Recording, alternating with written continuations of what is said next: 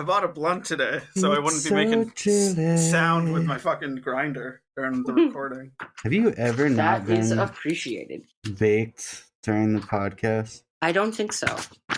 I could be wrong about that. Probably, no, I don't think I have not been. Damn. There's a lot I gotta do to keep myself from not freaking out over here. I feel Here's like a cold most of the- No. Here's a cold open. Honestly, I am described as a man of few words at work because I'm not a very like talkative person at work. It's not that I don't like say anything. I'm like a totally silent person. It's just like I make conversation. I'm just I'm not the most talkative. I like to just do my work, get the day done. People ask me questions. If people want to talk, I'm not closed off to it. But like today, one of my coworkers, because we're like having this fucking like revolving door series of managers because our fucking manager left. Like he's like, yeah, Scott's a man of few words, and I'm just like, the reason why I do this is because there's a lot of things that I need to do. Keep myself centered. Like I'm a product of discipline. Otherwise, I would like always be crying and screaming. I have to like. There's a lot I have to do to center myself. If I can't have like weed, and it's an unfortunate thing that I need to self-medicate to stay normal. But at the same time, like what I've noticed is that like sometimes I'll get like a sugary coffee, and I realize like that's part of the addiction getting through, needing my little jolt during the fucking day to get through it. And that's why construction workers get like the most fucking like sugary fucking frappuccinos you can imagine. It's because like they're working, they're fucking beating up their bodies all day. They need the sugar rush. They need that fucking thing, that serotonin in their brain, that spike. It'll make it easier to get through the day. So, vices are not a crime. This is the reason why, motherfuckers. And also, a lot of like the legality of fucking like drug use is really just used as a cudgel by white supremacy to create a permanent underclass. So really, drugs should be legalized, even if you don't use it. Like I have always had this position, even before I started to smoke the weed, is that drugs should be, because it's like it's this like corrupt system that's just like fucking kill. You've watched The Wire, probably, listener. You know what it's like. You know how fucked it is? Are we ready to actually, like, Joe? This is what Joe does. It's fine. Joe picked 8 o'clock to record, and it's now 8:20, and he is not ready. We are gonna be patient. I love this.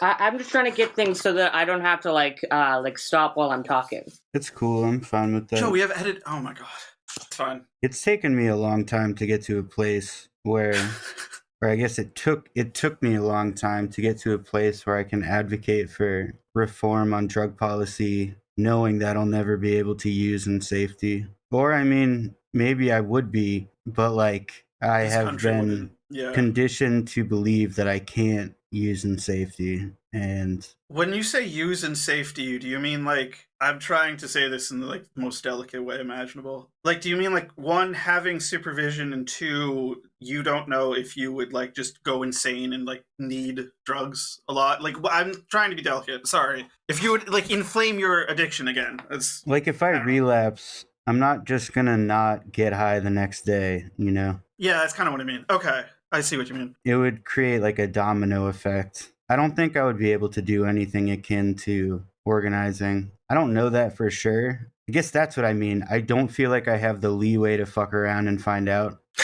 Yeah, I get what you mean. It sucks. I've heard that. Yeah, no, I've heard that from other people in recovery. Is that like they can't. I've heard a lot of people say that like the thing is like I can't have the sip of beer because then I want the cigarette, and then I want the joint, and then I want heroin. Exactly. Yeah, and that like that shit like in that way. You could argue like there is some sort of like gateway effect to like lighter drugs, but at the same time, like not really. But I'm just terrified of being trapped in that ever. It's not the drug that's the gateway, though. It's like if you're an addict, anything is a gateway to the next thing. Yeah, it's not like I need drugs to like my addiction manifests in all these different kinds of ways. Today was the first day, actually. The reason that I've been so hesitant to even attempt to like download Steam is because the last time I had it on my desktop, I was like late for school every day because I was playing fucking Counter-Strike every spare second I had. And I would get so emotionally invested in it to the point where I associated the game with depression. But like, I was like afraid to do anything else. I just wanted to play the fucking game. It wasn't like if I was getting my ass kicked, I'd be like, all right, I'm going to take a break. It was like similar to that sort of gambler's conundrum where like, The rush doesn't come from winning, it comes from losing. So there's never an incentive to get out. What do you mean it comes from losing? Because the stakes are higher. When you win, then you've broken even and you can walk away. But if you lose, you can't walk away. You have to earn back what you've lost in the mind of the addict, you know? Yeah. It creates the incentive to gamble more. So the emotional attachment to the process is strengthened when you lose. And you could say the same thing for drugs, you know, because like as I experienced more consequences from using, because I didn't have the coping skills to deal with those consequences, my default solution was to get higher, you know? It's a very insidious fucking disease, dude. It sucks. And I still have vices, caffeine, nicotine, but like I'm not robbing people for it, you know? I'm not like breaking into fucking cars. Yes, this is another argument. A drug should be legal because it would cause less crime. Yeah, it puts people in situations where they have to surround themselves in clandestine activity. It makes your life more dangerous. It is 2022. This ain't no medieval era. Let the people do what they want. Yeah. Sorry, that might be sad for some people, but that's the fucking reality, yo. This podcast is a product of the Mental Health Working Group, and I never want to forget that. My recovery is something that I fucking hate having to do, but I'm very grateful that like I can actually participate in it because not everybody does. A lot of people fucking die. So yes, they unfortunately do. I love therapy. I have a responsibility to the community that helped me stay clean and continues to do so. I don't like the fact that I have to keep that separate from the other work I do because it goes against NA traditions to introduce politics into the mix, which I understand because when you're talking about life and death, alienating half of the people in the meeting based on political divides is not the smartest thing to do. But at the same time, man, if you're going to talk about God, and my only notion of God that resonates with me is like a Marxist humanist perspective, it's like really a sad experience for me with fucking 13 years clean to feel like afraid to talk about that. So I am ready. I just wanted to let Jesse finish what he was saying. I apologize for the delay. I woke up very late today, and it took me until 3 o'clock in the afternoon to will myself to get out of bed because of my back. So same, dude. I have been scrambling for not enough time, scrambling to do everything. What time I got out of bed today? Until I ran out of time. 8:15 in the a.m. It's when a man wakes up. No, I'm just kidding. Shut the fuck up. I'm just kidding. No, and I woke up at 7:30 anyways. I woke up at like 1, and I couldn't convince myself to get my ass out of bed until 3:05. Dude, we had like the same quote-unquote morning. And I know that because I was still texting each other. You awake when I'm awake, bro? I was still lying down when my alarm to take my meds went off, and that was 3 p.m. I normally get up at like 11:30, but I forgot to set an alarm because I fell asleep on the couch, woke up at like 3 a.m., went back upstairs, and then went to bed for real. But it's fine. Like, if I don't have to wake up, I get up around like 1 in the afternoon. It's fine. Like, okay. I don't really wake up at any particular time. I like wake up every half hour, but I don't do anything. And then I hit play on fucking Spotify and try and go back to sleep or feed the cats or I do that. Eat some fucking ice cream directly out of the container. Yeah, if I can't go back to sleep, this is just going to be our sloppiest episode. Who cares? No, it's going to be our most transparent episode. Yes. Listeners. Right. No. If you wanted I can't go back to sleep, I pop the earbuds in. Let me explain, and then you can say your shit. I pop the earbuds in, and then I put on like a fucking... I go back in like an audiobook that I'm listening to like a chapter like way back, and then I just start there. And then I just listen to it all again until I'm just lulled back to sleep. Sorry. Yes, listeners. Now you know more about us. This is why I track everything on Goodreads, which I had in the last 2 days, and I lost my place in my fucking book. Look at that. I was literally just like laying in bed, like my back is killing me because like the 2 discs that are bulging in my spine are both like really getting bad again, and I'm like, my spine is killing me, but like I know it's gonna get worse if I get up. I'm willing to accept this degree of agony I'm in now I don't have the energy to do anything else. So I'm just here. That was my knee's been messed up. So that was my weekend. My knee has been getting better. Like Sunday morning, I was like, I don't want to get out of bed, deal with this bullshit. All right. Hello and welcome back to the Boston Review. This week's incredulous installment will feature commentary from Comrade Scott, Joe, and myself. We will cover the collapse of Sam Bankman-Fried's fraudulent, self-dealing crypto empire as the first dominoes in the chain have begun to fall. Then onto another crumbling, bumbling, billionaire-backed house of cards and the white knights of free speech that dwell within. After that, the lame duck bipartisan consensus masquerading as progress, the domestic disaster that transcends Marxist doctrine, and big labor action on the horizon. Slams this week sit upon a beautiful semi-arid plateau. Please do us a favor and share this content. Do us a favor and join our e-book. Now, the Respect for Marriage Act would codify into law and recognize a valid marriage from another state, but would not require a state to issue a marriage license. It would not recognize polygamous unions, and supporters say it would have no negative impact on religious liberty or conscience protections.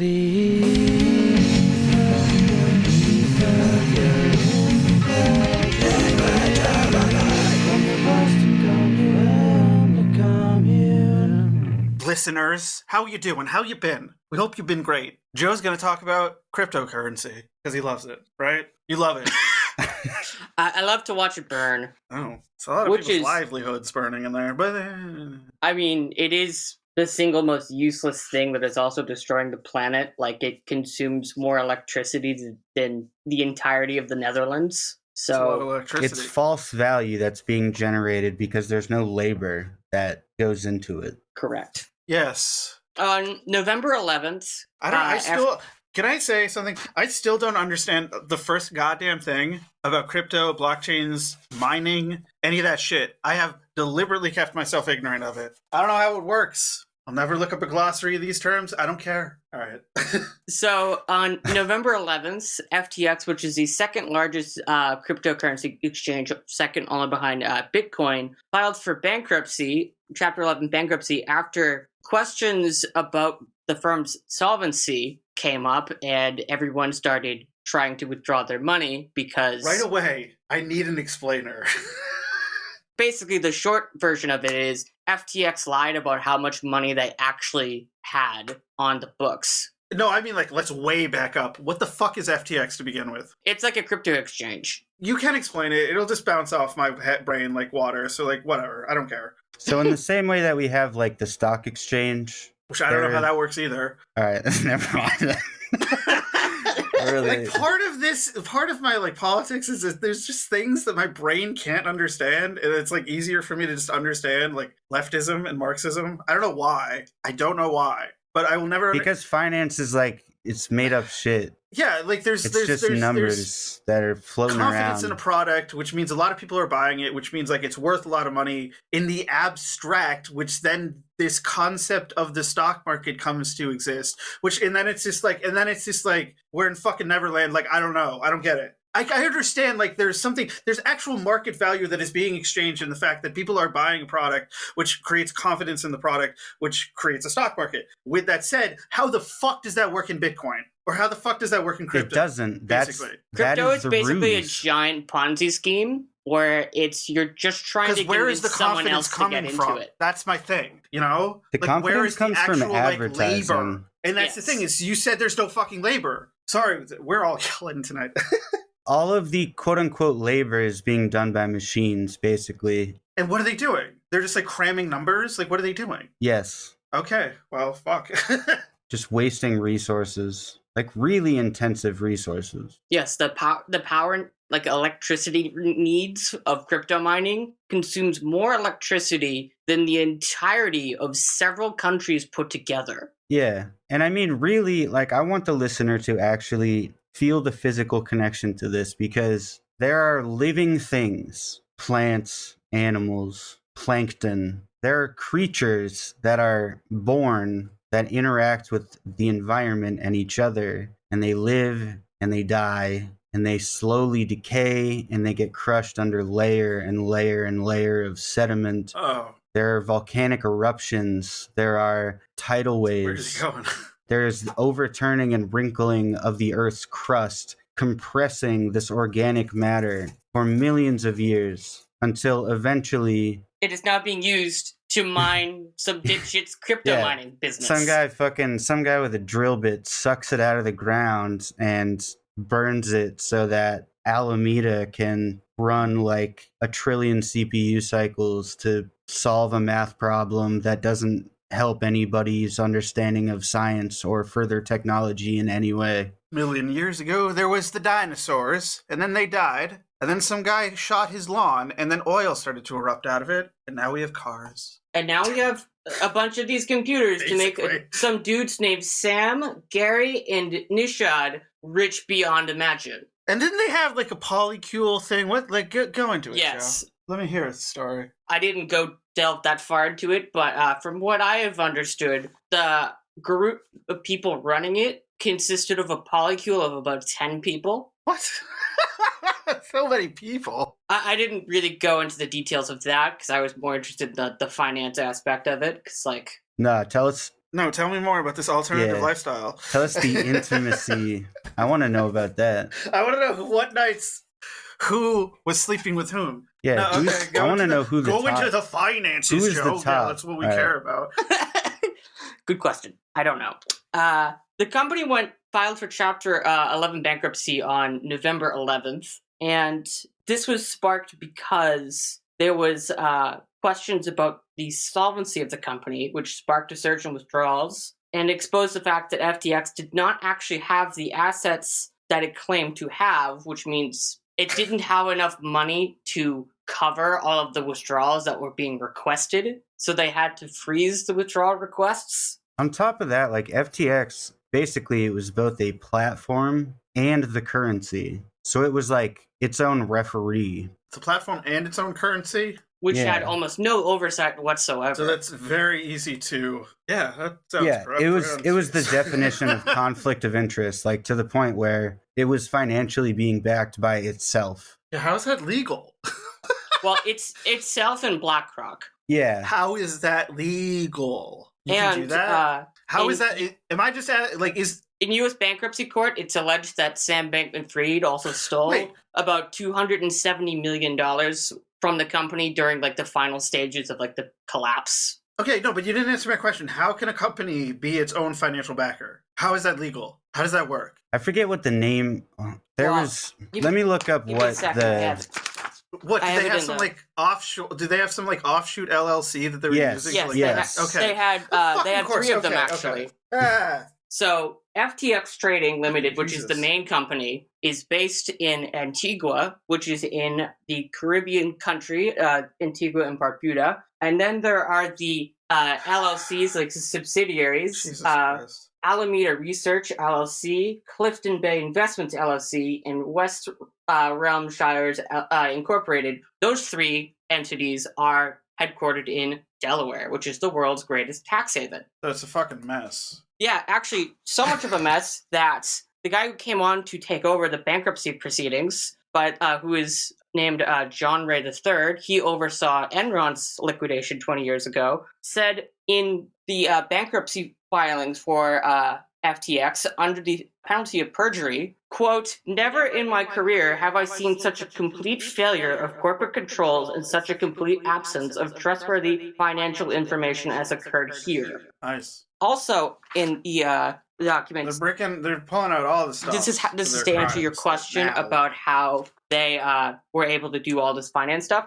The FTX group, reading from the bankruptcy filing, the FTX group did not maintain centralized control of its cash. Cash management procedural failures included the absence of an accurate list of bank accounts and account signatories, as well as insufficient attention to the creditworthiness of banking partners. Also, because of historical cash management failures, the debtors in question do not know the exact amount of cash that the FTX group held as of the petition date for bankruptcy. And the debtors are currently working to find out how much money they actually had. The debtors have been in contact with banking institutions that they believe FTX may or may have held cash with, and these institutions have been instructed to freeze withdrawals and alerted not to accept instructions from Sam Bankman-Fried. Effective cash management also requires liquidity forecasting, which I understand was generally absent from FTX Group historically. FTX did not do the financial auditing necessary. Also about who was employed, they don't actually even have a list of who was employed by the company. As stated in the filing, quote, the FTX Group's approach to human resources combined employees of various entities and outside contractors with unclear records and lines of responsibility. At this time, the debtors have been unable to prepare a complete list of who worked for the FTX Group as of the petition date or the terms of their employment.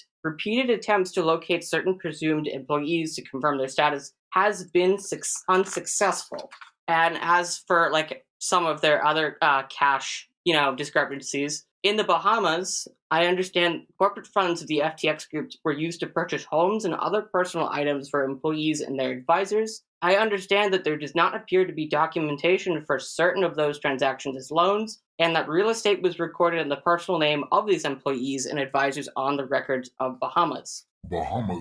As for the matter of their custody of their digital assets, the FTX Group did not keep appropriate books or records or security controls with respect to its digital assets. Mr. Sam What the fuck were they Bankman-Fried doing over there? They were just Yeah, like, I exactly. never know what they're doing in there. Mr. Bankman-Fried and Mr. What's Wang he controlled building access there? to digital assets and the main businesses in the FTX Group, with the exception of Ledger X, which is regulated by the Commodities Futures Trading Commission and other regulated and/or licensed subsidiaries. And the debtors have located and secured only a fraction of the digital assets of the FTX Group that they hope to recover in Chapter 11 cases. The debtors have secured approximately $740 million of cryptocurrency that the debtors believe is attributable, but they have not been able to determine how much of the cryptocurrency is actually allocable in the subsidiaries, or even how much can be determined. The balances excludes cryptocurrencies not currently held by the company directly, and there's about $372 million of unauthorized transfers initiated on the date they filed for bankruptcy. So, but the really funny thing is the last paragraph where John Ray goes on to say, finally and critically, the debtors have made clear to the employees and the public that Sam Bankman-Fried is not employed by the debtors and does not speak for them. Mr. Bankman-Fried, who is currently in the Bahamas, continues to make erratic and misleading public statements. Mr. Bankman-Fried, whose connections and financial holdings in the Bahamas remain unclear, recently stated to a reporter on Twitter, fuck regulators, they make everything worse, and suggested that his next steps were to win a jurisdictional battle against the state of Delaware. Yeah, Sam Bankman-Fried, in a DM conversation with a Vox reporter last week, the screenshots of which were almost immediately published, was very mask off about how he's basically an asshole who doesn't care. So everything you're saying about ethical responsibility was just a front, right? Yeah, pretty much. It's wild. I hate this Definitely guy. recommend checking it out. Fuck this guy. Yeah, it's wild. And he was taking all this meth and fucking all these weird people. Fuck these people. It's really not I hate surprising that. at all. What's really funny is that Sam Bankman-Fried's fortune, basically What the completely fuck is that type of evaporated. name? Sam Yeah, I know, right? Bankman-Fried, yeah. So Bankman-Fried had a fortune of $16 billion on the day that of the bankruptcy. Within 3 days, it was all gone. Nice. That's how you do it. And it's actually not only FTX itself is collapsing, but it's dragging down the rest of the crypto industry as well. A composite of 100 of the top digital assets show that there's been a 70% drop this year alone, which means that crypto as a whole, as an industry, the top 100 crypto companies are collectively down 70% this year. Bitcoin is now currently, as a result of this, trading at its lowest price in over 2 years. Trading has dropped 30 to 40% from annual averages in the crypto industry post FTX collapse. Kirsten Gillibrand, she was on that panel that recently convened to say nice things about crypto, correct? Yes, because Bankman-Fried spent Sam Bankman-Fried spent, I know it's a really weird name. I'm just going to refer to him as SBF. So he spent... That's worse. Actually, that is. So Bankman-Fried spent $40 million on the 2022 midterm cycle, trying to get Democrats elected who are favorable to crypto. So that is a big part of why they had that panel in the first place, is because the dude basically tried to buy off like a number of Democrats. Yeah. Well, he also gave $20 million to the Republicans as well, so he just gave more to the Democrats. Yeah, basically. So in total, he spent about $60 million. Yep. Yeah, most really rich dudes, they donate to the Senate Majority Super PAC, which is literally it's the definition of the status quo super PAC. Well, no, the Senate Majority PAC is the Democrats' main super PAC for the Senate, whereas the Senate Leadership Fund is like the GOP's main Senate super PAC. Yeah, but the Democrats they're not going to get replaced by like other Democrats who are going to regulate crypto more harshly. Yeah. No. I mean, it's not really a gamble. So the non-gamble is that. Yeah. No, exactly. That's the perfect way to put it, is that they're not gambling with that vote. Yeah, the non-gamble is that nothing will change. Nothing will fundamentally change. Yeah. And by the way, Jamie Dimon himself, fucking the CEO of JP Morgan Chase, said in October of 2021, quote, "I personally think that Bitcoin is worthless." So. Says a man who invested billions in the metaverse. Did he? He did. And Bank of America has suffered quite a bit financially this year as a result of his, because he bet really big on the metaverse, and then it turned out to be useless. Remember when they said they built legs, but they didn't actually build legs? Remember that? Do you remember that? It was a couple months ago. They said they built legs in the fucking metaverse. Was that like when Elon Musk said he had like a robot and they didn't? No. So they just put a guy in a robot suit. So like, this is what it would be like. I do remember that, but no, it was not. It was like, basically, it's like in the metaverse they didn't have legs for the longest time. I swear to God. And then Zuckerberg like did another one of those like tech demo videos where it was him in the metaverse, but his character had legs now, and it's like introducing legs, and it was literally like that was it. And then it turned out that the tech demo, it was just a tech demo, and the promise of legs in the metaverse was a lie, and they actually didn't have legs ready in the metaverse. I don't understand how you can't figure that out. Yeah. That's been a part of like 3D graphics for quite some time now. Like Mario has fucking legs in Mario 64. Like The Sims came out in 2000. Yeah. No, excuse me. The Sims came out in 99. Like, Christ. We already have this shit figured out. And I know that because I recently watched a documentary on a bunch of on video game companies buying each other out. And The Sims was the last thing that they produced. It was like the last thing they produced as like an independent studio, but it was the first thing that was like released under Electronic Arts, and that's why The Sims became a huge. Anyways, yeah. What else? Anything else about Sims? It's in the leg. It's in the leg. Yeah, exactly. All you just make like a tiny house. You fill it with like too many children with no doors and windows, and then they eventually just all cry and die. That's how you play The Sims. That's the correct way to do it. EA Sports keep going, in Joe. the legs. But so what the fuck, Joe? Sorry. Mine was better. Yeah, it was. Yeah, it was. So Good morning. Sunday morning. Jesus Christ, Joe. So bankruptcy documents state that FTX currently owes north of $3 billion to its 50 largest creditors, and about half of that is owed to its top 10 creditors, and the largest creditor currently, they owe them $226 million. And as a result of this collapse, two other crypto firms, one called Coinbase, is teetering on the verge of bankruptcy, and another called Genesis is on the verge of complete financial collapse, as it has $175 million that is locked in and invested with FTX, which is most likely gone, and they are now trying to cobble up money to, stay afloat. So this whole thing, it's just beautiful to see if you hate crypto, because the whole thing is just crashing down in one glorious ball of fire. Yeah, I'm really glad that I had established my Marxist foundation before the huge crypto boom, because this was like the most predictable market crash, the most predictable bubble pop that Motherfucking popped. any of us could have foreseen. Mm-hmm. Don't put your money in crypto, folks. Put it in your mattress. It's safer. It's kind of true. I mean, put it between your boobs. You have them do that. Cash is king. Remember, folks, cash is king. Not You even. can talk about Elon Musk. Cash is fucking fake too. Money is fake. Everything is fake. Everything is fake. Do whatever you want. Speaking of Suffer the consequences. everything is fake, Elon Musk is like basically fucked at this point financially as... Yes, do whatever you want. Suffer the consequences. He's doing whatever he wants and he's suffering the consequences. Sorry. He bought Twitter for $44 billion just so that, you could finally get people to say he was funny, and that only person was Jordan Peterson. I'm paraphrasing a tweet I saw this afternoon. Stolen valor. So What? I'm just kidding. So oh yeah, isn't that his daughter's name? Sol Invictus or whatever? I said stolen valor. Oh, whoops. He ripped off a tweet Keep for going. humor. Come up with your own. I'm gonna be right back. I need. To Yeah, get what more, are you? I need to get more Fucking caffeine. fat Jew? Jesus That Christ! No, the fat Jew is an actual personality. He's known for ripping off people's tweets and posting it on his Instagram without crediting people. Look it up. Fuck you.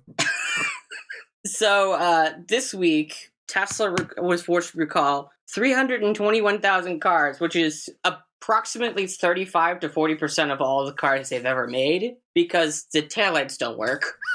And no, they do work for a second and then they blow up. I always think of that car they had. They were like, oh, like the windows are like unbreakable, and then he puts a brick right through the window. That was the Cybertruck. Yeah, that's the thing I'm thinking of. Wait, but did you see that video? Was I mute? Oh, I wasn't muted? No, that was like a solid 6. Alright, my bad. All right. Anyways, no, but like, did you see the video? Yeah, the video of the Tesla that's like trying to park and then it just like speeds off like a fucking bullet and it like hits a person and it's awful. Like it's awful. Like here's the thing is like it's awful that like really like what's happening with the FTX and like all the crypto shit. It's actually kind of awful because a lot of people are going to lose their money and that's terrible. Tesla's killing people are terrible. Elon Musk suffering. He should suffer and we should celebrate it when he suffers because fuck him, dude. Christ. There's actually a legal case opening in China about how safe or actually more conversely, how dangerous the Tesla cars are. Yeah. Also in China, they've started trying to ban crypto in like 2013, so they weren't having any of that bullshit. They've been ahead either. of it, yeah. Yeah. But I have to issue a retraction for a statement I made on this podcast, like, I don't know how many episodes ago. Scott was talking about how bad the AI is on self-driving cars. And I kind of downplayed that. It's pretty bad. I fell victim to the propaganda of the YouTuber that prior to had very like solid science in all of his videos and then did basically an hour-long video that was fully sponsored by a self-driving car company. And the way that he presented it was like very disingenuous and people called him out. Channel is Veritasium. He could have just said like, yeah, that was a shady thing to do. I'm not inherently the revenue from that, I'll donate that to some fucking charity or something. He didn't. He just responded to it basically with denials. So fuck that guy. But the thing is, like, I'm not inherently like anti self-driving cars. In terms of self-driving cars, there are better models than Teslas. They're like the machinery, the computing inside it's like much smarter and much more reliable than a Tesla. They've done a bunch of fucking like tests. Like more often than not, the Teslas are the self-driving cars that fail. Whereas like other manufacturers are usually like hold up to the test. They usually don't fucking run over children in their tests because like that's what they're really testing. Like, will this stop for like a thing in the way? And like more often than not, like Teslas are the ones that don't fucking stop. And then, when you're parking, apparently they go off like a fucking bullet train and run over 3 goddamn people. Like, what's going on in this fucking hell world? Here's what I found out in kind of digging into that debunking of the Veritasium video. The way that these companies portray their technology is not accurate to the process that goes on behind the scenes, because all of the routes that they can safely run have been pre-mapped. So in real time, there is no artificial intelligence that can, quote unquote, make decisions. Like the only routes that self-driving cars can take are under constant surveillance, have basically like a special right of way in these communities that have been constructed with like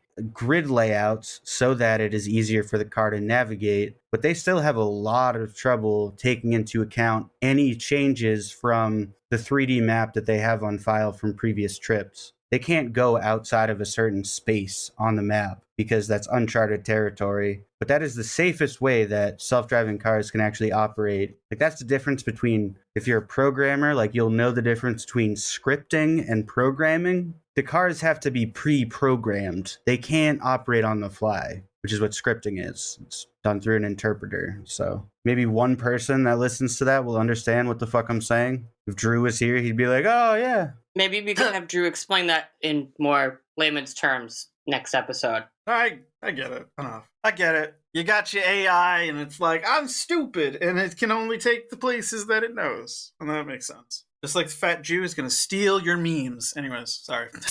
But yeah, Tesla's lost half of its stock value this year. Ah, it's awesome. So that, and that's why he bought Twitter. And actually, it was either last week or the week before that he sold $4 billion of Tesla stock to pump into buying ads for Twitter because all of the advertisers are leaving.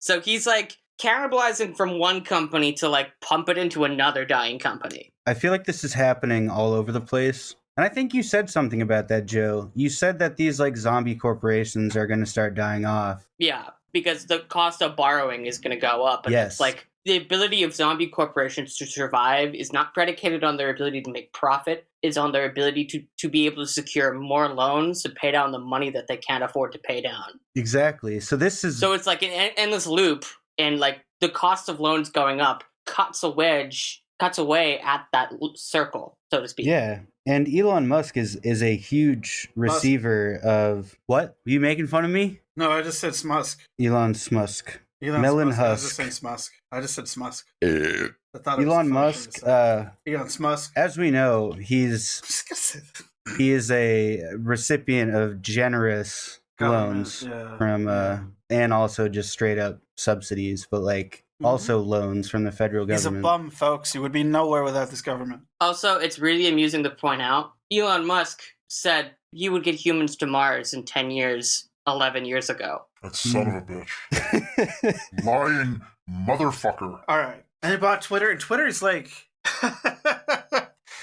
The thing about Twitter now is that, like, he's just letting all the bigots back. He's letting all the pieces of shit. Jordan Peterson's back. He's been tweeting some really deranged shit. James O'Keefe is back. Who? The guy who ran Project Veritas was the one that was like harassing like abortion clinics. Because all their faces... But he won't let Alex Jones back.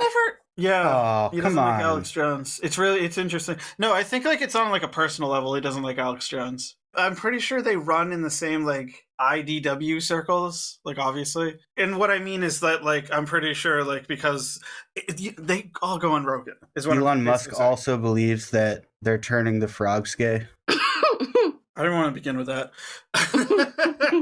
Oh yeah, and then he like speaking of Sargon of Akkad, like he said he was gonna like let Sargon of Akkad come back. Why? I have no idea Exactly who that is. why? Like who wants Sargon of Akkad to come back? Yeah. fuck. Sargon of Akkad Sargon of he- Akkad. Sargon of Akkad ruled the Akkadian kingdom in like the 5th century BC. Maybe it's the Babylonian kingdom, but basically he ruled over the greatest percentage of the human population at any one time that any ruler has done, which was about 50% of the human population at the time. Sargon of Akkad, the YouTuber, is just another fucking YouTube jerk-off.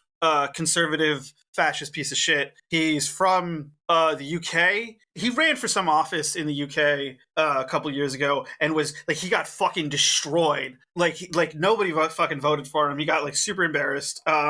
He's a loser. He is just as dumb as Paul Joseph Watson, but he doesn't. Yeah. He's a Paul Joseph Watson who goes outside, basically. Yeah, he doesn't enunciate his words in an obnoxious way that Paul Joseph Watson does. So he presents better to white supremacists, I guess. Yeah, like he's one of the earliest YouTubers where while I was watching his videos, I was like, oh, this guy's a genuine white supremacist fascist motherfucker. Like one of the only videos I've ever watched of his, it was like 15 minutes into it. I was like, oh god, like maybe not even that, maybe only like 10 minutes into it. I was like this is just, if you can't see who the fuck this guy really is, like you're an idiot. So He's really not good at what he does, though. I don't understand how he's gotten that much support. Because like because he's like Ben Ben Shapiro will do his research on shit. Like he will pull up a story having not read that's through the point. it. Like that's what I'm trying to say. No, like with people like him, or even like fucking because he also let Conceptual James back. With people like those guys, or even like Matt Walsh, or even like the fuck is the guy's name's right there, but it's not there. Nick Fuentes. There we go. Is they just say what they're thinking. They don't fucking do. They don't have that veneer of like yes, Sargon like speaks in this like eloquent. I'm a smart Not British even. man. He's just British. That's all it is. No, but he tries to pass it off as intelligence and stuff. At the same time, he is just voicing his white supremacist opinion. Same with like Nick Fuentes and stuff. So it's like that's why they get such a draw, because they're just like there's no filter. It's not, they don't do the intellectual posturing that like fucking Shapiro or Breitbart like Peterson does. do. Yeah, basically they don't pretend that that's a part of their thing.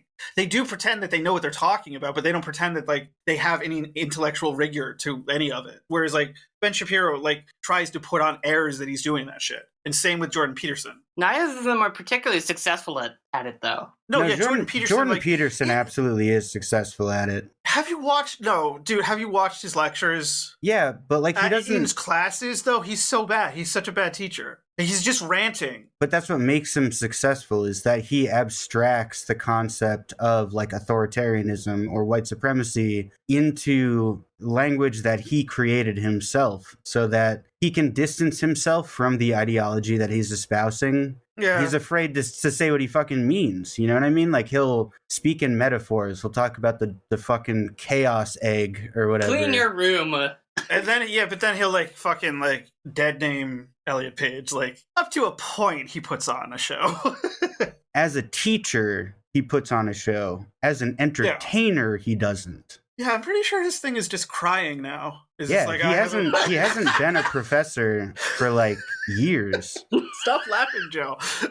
Oh, it's God. funny. He pretended that he was like taking a stand for free speech and what was right, but the truth is just that like he lost his fucking credentials. To be a transphobe. Nobody wanted him to fucking teach at their school. Yeah, did he lose his credentials because he was just like, I don't want to follow the whole like? Yes. Yeah, I don't want to have to use people's correct pronouns because I'm a fucking piece of shit. He pretended that Canadian law would have stipulated that he go to prison for not using students' preferred pronouns. Which again, that's a lie. We should execute these people. I mean, what? With love and happiness.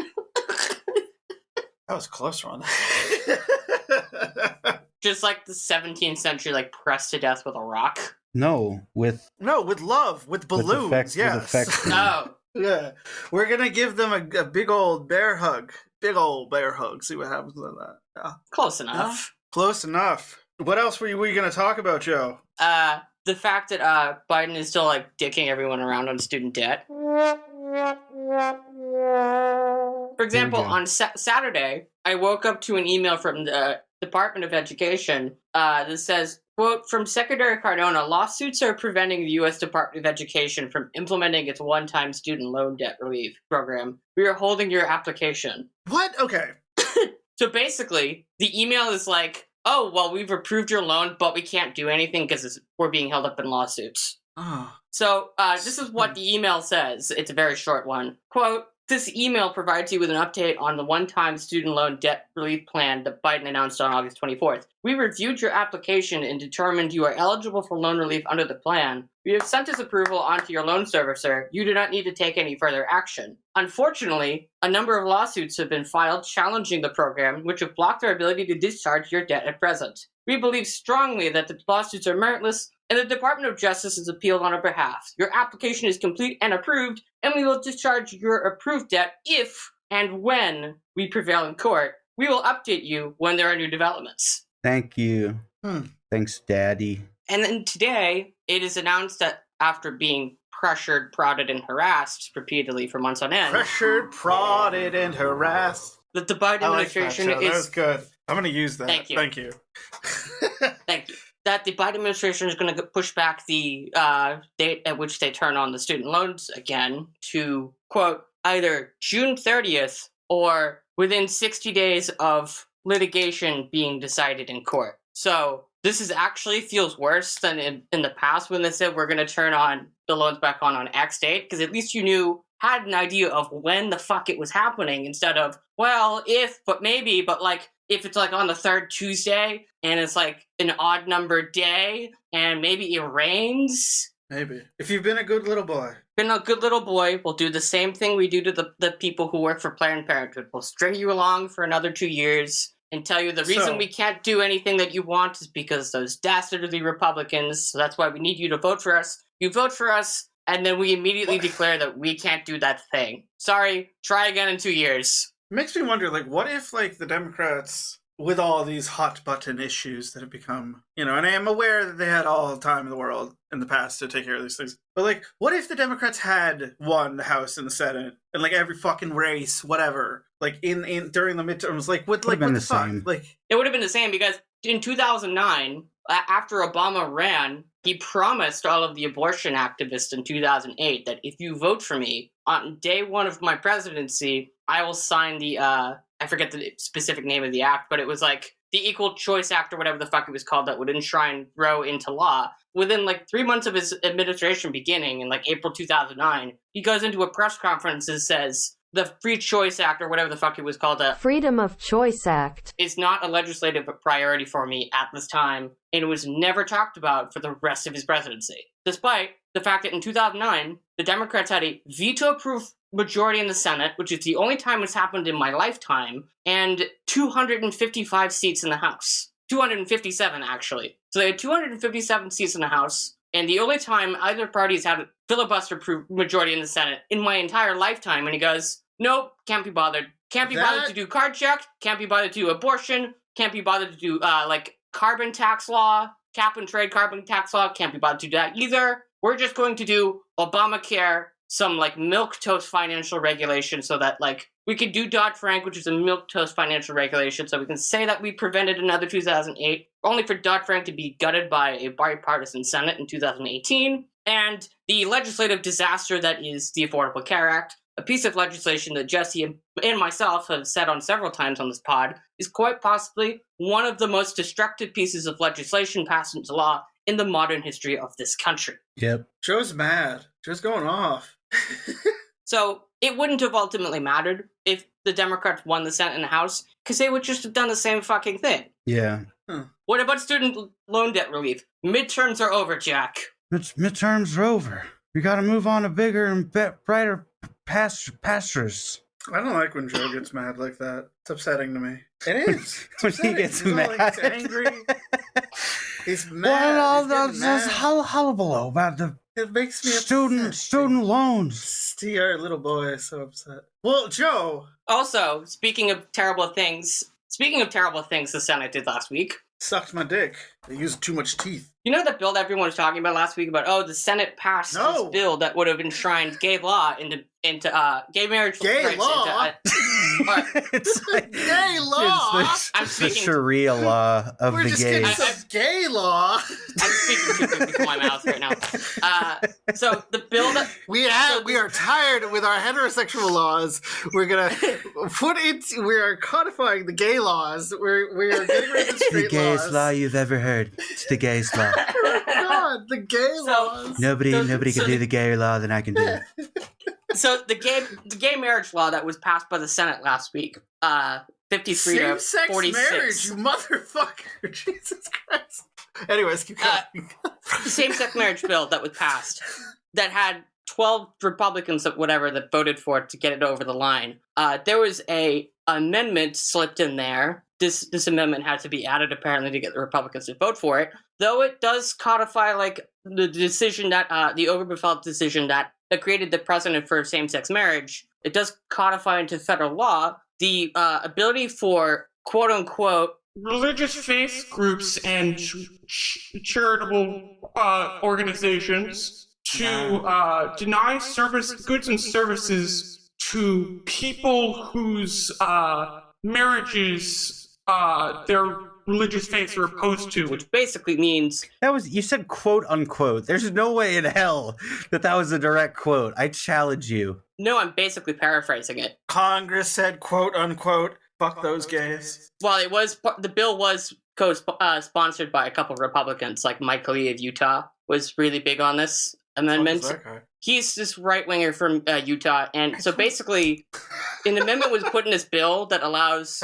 like religious groups and like charitable organizations to continue discriminating against people. This is absurd. Everything is just dressed up as being new. Without threatening their tax status, though, which is new. Oh, sorry. Wait, what do you mean about like not what? Right now, under federal law, like you can't discriminate against gay people for like being gay because that's a violation of the Civil Rights Act. This amendment would create like an exemption, like the religious freedom exemption or whatever the fuck, allowing basically just like making Hobby Lobby like part of like federal law. So that means like gay people can be discriminated against if they're trying to adopt children, for example. Oh, you don't mean like I would have to like shop at Hobby Lobby? Okay. No, it means that like adoption agencies can like just you have to shop at Hobby Lobby.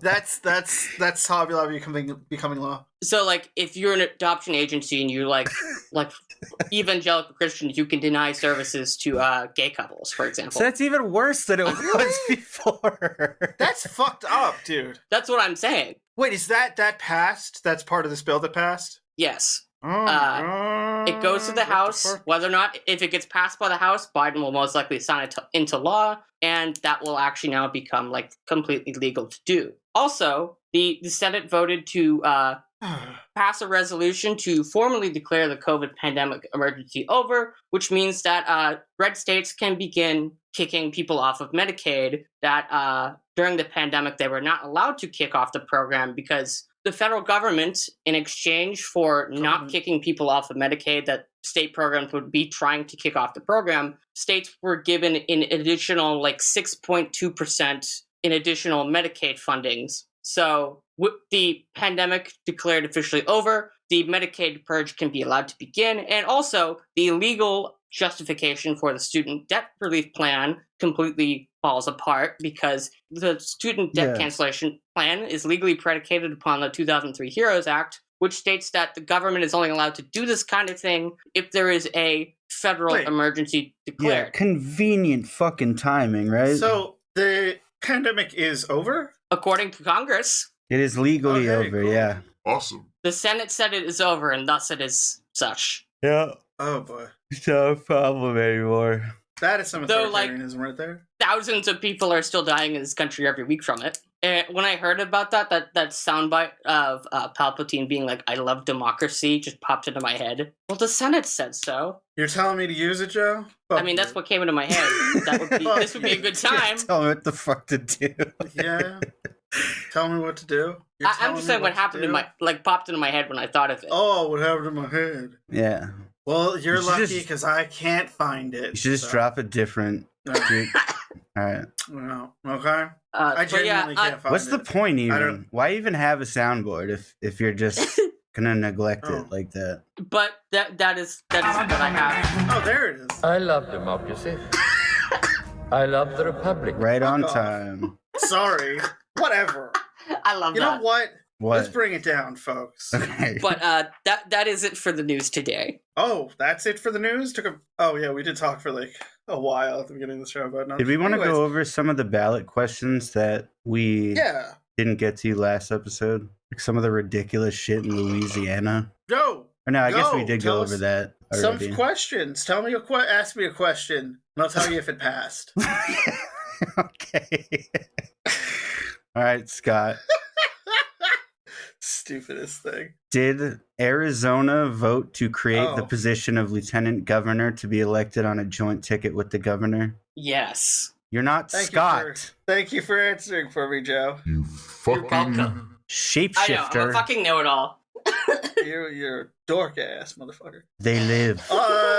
Congress is trying to investigate Ticketmaster because a bunch of Swifties crashed their site and stuff. I don't really get it. Isn't it amazing that's how legislation happens now? I get somebody needs to look into because Ticketmaster does have a monopoly, but I don't know, just out of the blue with a fucking bunch of Swifties crashing the website is the reason we're doing this. Very strange. That's the most credible reason for why anything legislatively happens now.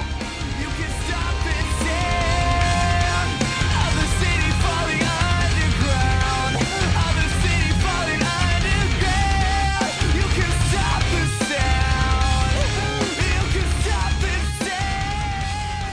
Yeah, but I will bring it down for a second, unfortunately. Yeah, there was a shooting at, where was it exactly? The shooting in Colorado. Colorado Springs. Like, what was it? It was at the Okay, Q. it was at a club. Yeah, it was at the Q Club. Yes. We have to bring it down and mention the Colorado Springs shooting at the Q nightclub. And how, to hook it back to people like Elon Musk, like, they're going to play a game of disavowal, because they always do, but, like, there are people out there, the Ben Shapiros, the Nick Fuentes, the real bad guys out there that, like, they're happy about this. They want to see more things like this happen. Want to create a culture of fear. And yeah, it's really, we live in a very scary country for a lot of people. And I don't like that. It makes me upset. So, and we've had a lot of, like, trans representation on the show. And I think it's important that we just take a moment to just acknowledge that there is a lot of violence and it's a big, fucking awful, scary world that we need to make better for people. And it's also dying, and we need to prevent it from dying. That will kill all of us too. It's bad. And just, you know, heart goes out to the victims. This also may be like one thing that challenges the Marxist doctrine of gun ownership. And I say this as somebody who has not like the Second Amendment, but just the idea that everybody You're should very be much able. into the working class being armed, which I can't blame you for. I don't want. I mean, as is, gun laws disproportionately impact people of color, obviously, since, you know, felons are basically barred from having fucking guns for the rest of their life. And also, most of the time, people who have mental illness can't have guns. You know, we talked a lot about mental illness at the beginning of the episode and addiction and stuff like that. You know, I guess after engaging with some content, like, kind of hit home for me to realize that I have taken the position that, like, because I'm a sad boy, I don't deserve guns, which is just like forfeiting my agency, pretty passively just forfeiting my agency for, like, militancy. But at the same time, it's like, maybe it is time to fucking try something new. These mass shootings are continuously perpetrated by dudes who are, like, have serious fucking behavioral issues, and they have more issues than the people. Like, they have more actual mental illness than, like, a trans person ever will, in the supposed fantasy that trans identity is, like, a mental illness, you know? Like, the people who shoot up these places are the people who actually are the people who need mental health assistance and therapy, is the point I'm trying to make. Everyone needs therapy. There are a lot of guns in this country, but they belong to, like, a minority of people in the country.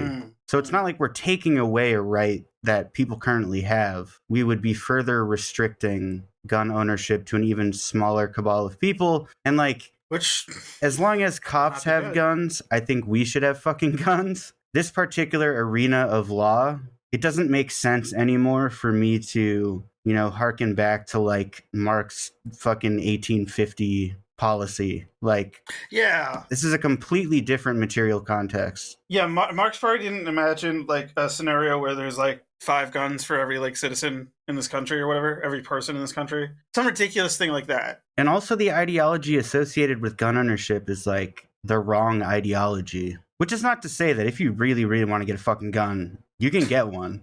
You know, you just can't get it legally. Oh, yeah. If you want to get high, you'll get fucking high, you know? Oh, yeah. Yeah. Just like I'm gonna do. Or have to. Anyways. Yeah. But I guess the point is that at this point, I really don't have an argument to say that, like, oh, it's going to protect. Extending gun ownership through the United States legal system is going to grant more freedoms to oppressed people. Like, that ship has fucking sailed, dude. Yeah. I'm sorry. Yeah, it's a good way of putting it. Unless we do, like, the Soviet model and everybody gets exactly one personal weapon, there's going to be an imbalance of power. We basically give the state a monopoly on violence. It's not like more people with guns is going to somehow be, like, a legitimate challenge to that state violence. Like, it will always be a losing battle for us as the proletarians, as the lumpen proletariat. Joe, did you just rip a book in half? What was that?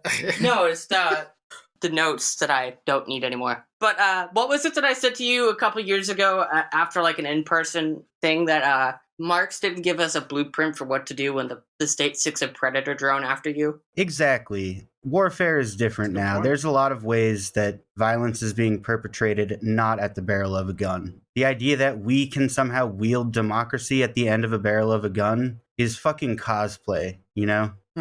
Yeah. We're not in a situation where we are collectively educating ourselves for community self-defense. We're just not. I agree, yeah. I would like that to be the case, but it's not the case. And if I had to take a stance to protect people from, further mass shootings and violence perpetrated by like radical right-wingers, preventing fucking 18-year-old like 4chan dipshits from getting an AR-15, okay. I mean, if legal restrictions will stop them from getting guns, then sure. I'm not like enthusiastic about it, but at the same time, this isn't fucking working. We don't really, the only guidance that we have on this kind of thing is other countries that also have some kind of like quote unquote liberal democracy that have restricted gun ownership and saved lives. Like really what it would do primarily is it would prevent a lot of suicides. It would also probably stymie nightclubs that are just getting mowed down by, I mean, we would still get like cops ringing some bells and killing some innocent people, but it would have, we should do something about all the guns in this country. I agree. I think we do need to educate ourselves more around community self-defense and build up stronger mutual aid networks and be better at like advocating for and protecting each other in whatever other ways we can. Hell yeah. Agreed.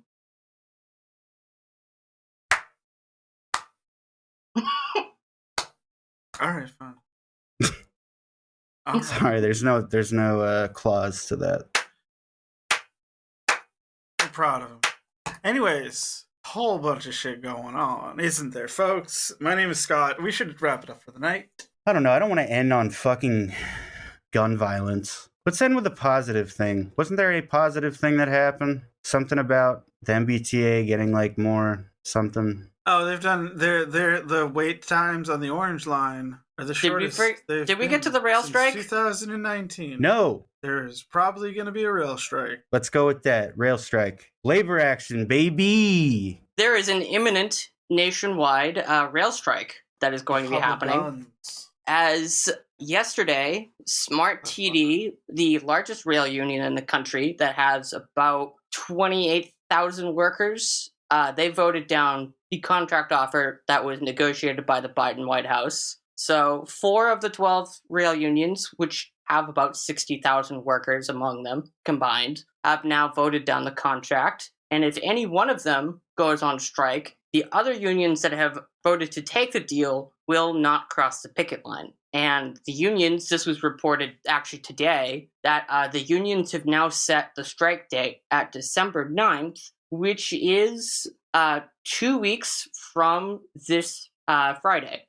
Yeah, let's hope the episode goes out by then. Otherwise, that will be incorrect. So 12:01 a.m. on December 9th is when the unions are set to go on strike. And the contract, as currently proposed, they will get 1 sick day, 1 unpaid sick day. Fuck that. Wipe my ass with that contract, yeah. Wait, what?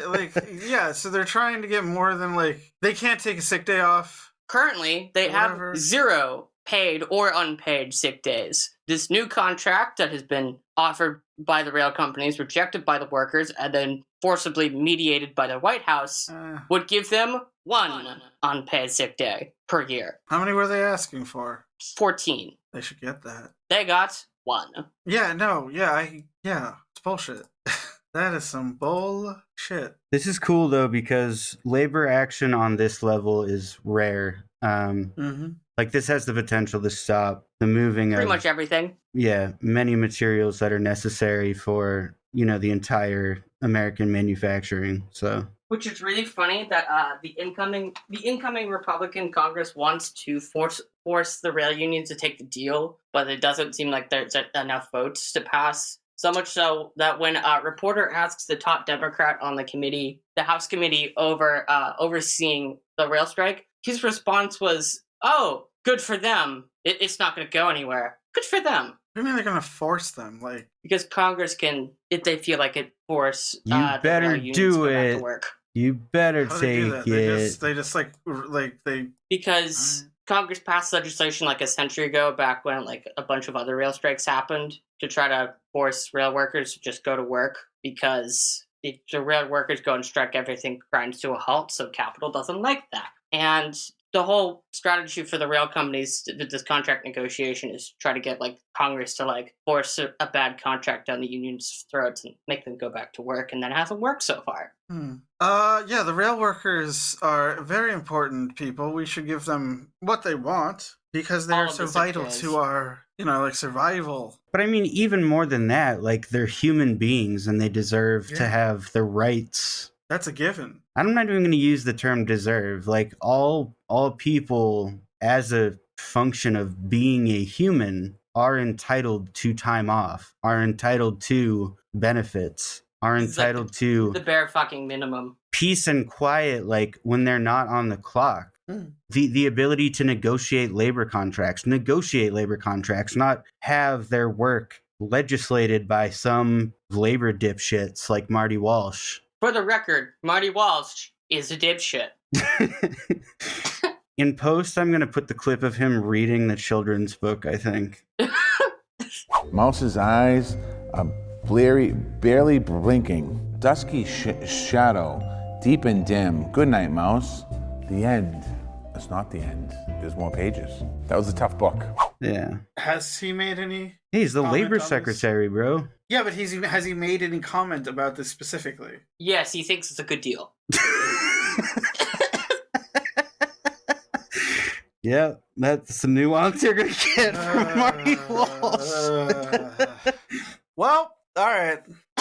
That's Marty Walsh. That is our insightful labor secretary of the United States of America, Marty Walsh. That's like really the extent of what he does. He like How does he sound? he Does he have, really like, an he awful really coasted through weird his accent? mayorship. Yeah, no, that's right. He did. Yeah, no, yeah, you're right. He proved all this. Yeah, Marty Walsh sucks, folks. I'm sorry. Anyways, my name is Marty Walsh. And you can find me. You can find me at Labor Secretary on Twitter. No, my name is Scott. You can find me at Sweaty Wife on the various social medias at Labor Secretary. Joe. Oh, I should your full name. Whoops. I'll bleep it. My name is Marty Walsh, and I can be found hanging out with cheap lobbyists for Union Pacific. Oh, sorry. I'm actually Joe. I can be found. Look at Joe. this motherfucker. I just thought stealing. it was Marty Walsh for real No. this time. Smiley. I guess it wasn't. So when he steals your joke, but when he steals mine, it's fine. All right. I see. I thought we were all going to do a Marty Walsh bit. Well, you thought wrong, mister. How did you infer this? What are you telling me? Just the vibes. Just tell us who you are. Just the vibe. I already did. I'm Joe. You can find me complaining about something at JLFB96, though there isn't much to complain about given that the baseball offseason has been pretty quiet, so it's not much to complain about. Okay. Not that I want to end the show on a bummer, but here's what Tim Pool tweeted today. The grooming of children is not stopping. People are calling for more violence. I don't think legislators will stop the grooming. People will not stop calling for violence, so you tell me what happens next. See, Tim Pool is telling people to shoot, come on. Anyways, and he's Jesse, and I'm sorry I did that. And I'm Jesse. And you can find my music at soundcloud.com/contingenceboston, CONTINGENCE, Boston. And I do have a slam recommendation this evening. Your slam recommendation is a cum recommendation. An album entitled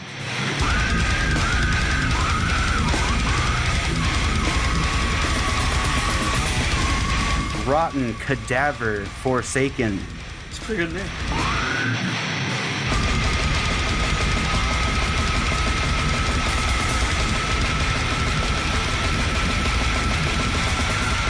Band is internal. Nope. The band is Intestinal Pestilence. That would have been a big, internal pestilence and intestinal pestilence is a big difference. Yes, Intestinal Pestilence. Sorry, there's a lot of...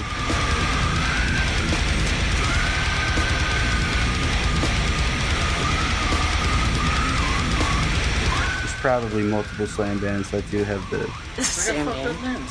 No, there's like internal devour. Yeah, they all have the same name. There's internal organs, external. Like I could name several other bands that start with internal. Internal bleeding. Internal orgasm. But this is internal pestilence. Let me look up where they're from.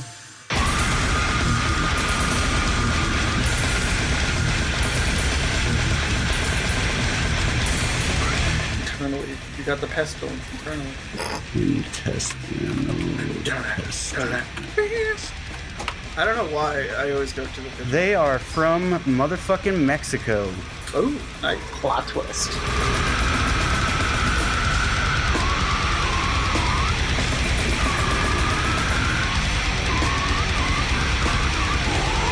They're from Leon.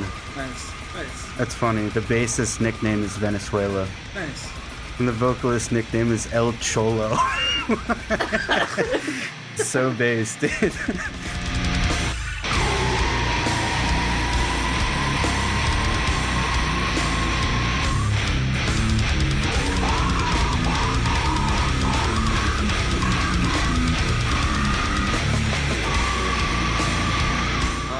Hell yeah. So the links to that shit will be in the description as always. Yeah, folks. Go listen to that shit. Probably great.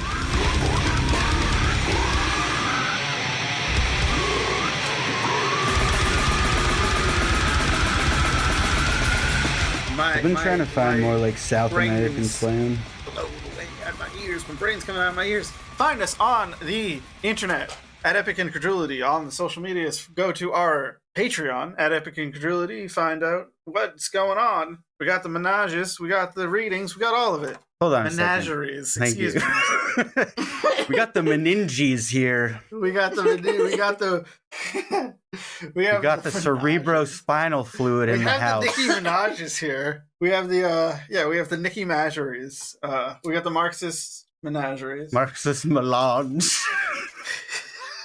Fuck off. Anyways, we do. Yes, and if you're a patron, you'll know that I just dropped some from, and I actually narrated the first anarchist text. So I'm expanding my sphere of theory. Oh my god. That's right. Malatesta. Oh, Malatesta is good. Malatesta is tight. You gotta read Malatesta. Are you reading Anarchy? No, I did the mutual aid essay. Anarchy is very good though. Anyways, yeah. Read theory, folks. I used to more Or listen to regularly. it. Yeah, do whatever. Or read books. I'm reading books. I read it for you, so you don't have to. When I say books, I mean like nonfiction. You know. Anyways, yeah, and that's the shit. That's but tank through your library so you can get all the theory. But Steal all that theory. I'm in the library. I think we've had the tank in the library before. Who knows? I don't know. I don't have a tank sound effects. I wish I did. Did you see like the roller coaster tycoon loading sound effect? What? Roller coaster type? Yeah, it's like chains rattling and you know the roller coaster. Come on. I mean, I've played the game. No. Come on. I've played Roller Coaster Tycoon. It's fun. Roller Toaster. I've played Roller Toaster. I've played the Brave Little Toaster video game. It's good. It's a side scroller platformer. Toasters don't toast. Toast. Thank you. Yeah. All right.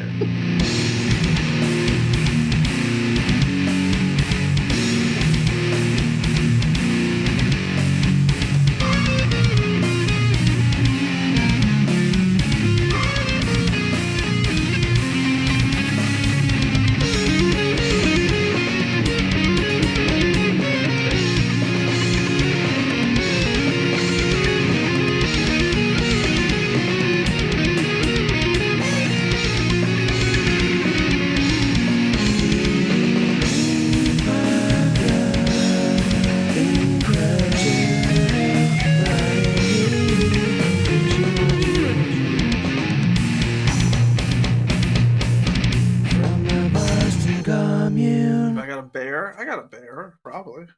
I do. I